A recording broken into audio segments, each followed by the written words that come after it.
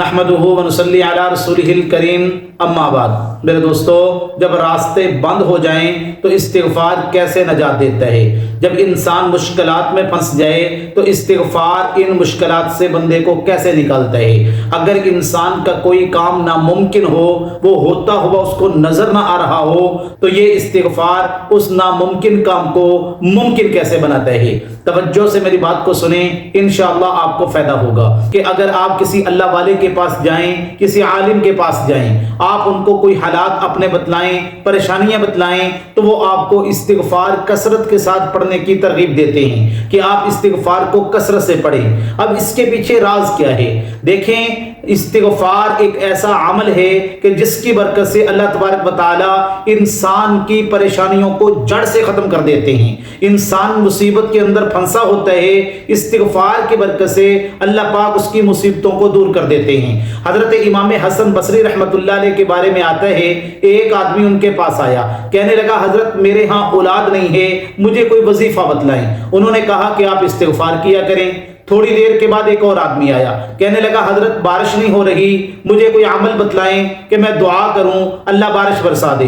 کہا کہ آپ استغفار کیا کریں۔ ایک اور آدمی آیا، کہنے لگا حضرت میرا فلاں مشکل کام ہے، وہ حل نہیں ہو رہا، تو آپ نے فرمایا کہ استغفار کیا کریں۔ اب جو شاگرد بیٹھے ہوئے تھے کہنے لگے حضرت 3 قسم کے لوگ آئے ہیں، مختلف ان کے کام تھے، لیکن آپ نے سب کو ایک ہی وظیفہ، ایک ہی عمل بتلایا ہے، اس کی وجہ کیا ہے؟ انہوں نے کہا یہ عمل ایسا زبردست عمل ہے جس کو قرآن مجید کے اندر اللہ تبارک و تعالیٰ نے اسی انداز میں بیان کیا ہے۔ اللہ تبارک و تعالیٰ فرماتے ہیں فَقُلْتُ اسْتَغْفِرُوا رَبَّكُمْ إِنَّهُ كَانَ غَفَّارًا، اگر تم استغفار کرو گے اللہ تمہارے گناہوں کو معاف کر دیں گے۔ يُرْسِلِ السَّمَاءَ عَلَيْكُمْ مِدْرَارًا، موسمی بارشیں اللہ تبارک و تعالیٰ آسمان سے اتاریں گے۔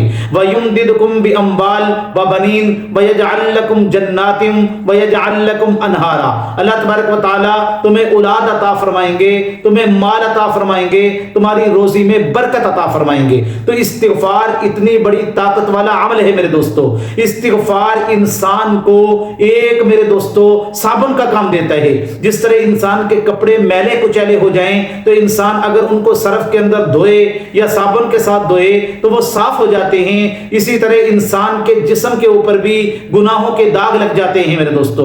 انسان گناہ کرتا ہے کیونکہ انسان غلطی کا پتلا ہے، تو گناہ ہوتے رہتے ہیں، لیکن اگر بندہ استغفار کرتا رہتا ہے اس کی برکت سے اللہ تبارک و تعالیٰ انسان کے گناہوں کو انسان کے جسم سے دور کرتے رہتے ہیں، انسان کا جسم دھلتا رہتا ہے اور پاک اور صاف رہتا ہے میرے دوستو۔